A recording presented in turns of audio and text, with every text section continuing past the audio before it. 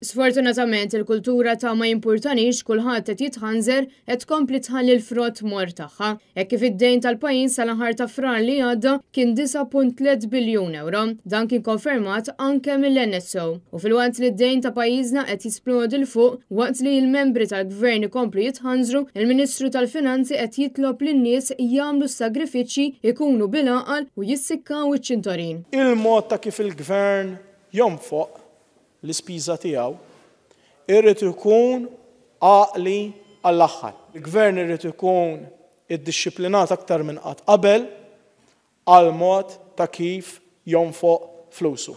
Il-Partit Nazzjonalista fi stqarrija esprima tħassib tiegħu għaċ-ċifri tad-dejn li huwa l-veru legat tal-Labor fl-aħħar 10 snin. Mill-Vitals sal-Electrogas, mill-Wind Farms fil-Montenegro sal-flyovers tal-Marsa, il-Partit Nazzjonalista qal li m'hemmx proġett ewlieni li daħal għalih dan il-gvern mingħajr xamma qawwija ta' korruzzjoni. Għaldaqstant, il-Partit Nazzjonalista jibqa' jinsisti u jerġa' jtenni li l-gvern għandu jelimina t-taxxa tal-korruzzjoni u jara li l-finanzi pubbliċi jibqgħu sostenibbli, partikolarment fid-daw taż-żieda fir-rata tal-interessi. L-istqarrija tad-deputat Jerome Caruana Cilja tgħid li l-gvern għandu jwaqqaf immedjatament il-ħelgħod berbiq lil tal-qalba kif ukoll l-fangar mill-ftit tal-klikka għax dan id-dejn jista' anke jagħti daqqa ta' ħarta oħra lil kompetittività ta' pajjiżna. Apparti dan, il-Prim Ministru Roberta Bela u sħabu d-deputati għandhom jaraw li dak li nsteraq minn pajjiżna jingħata lura.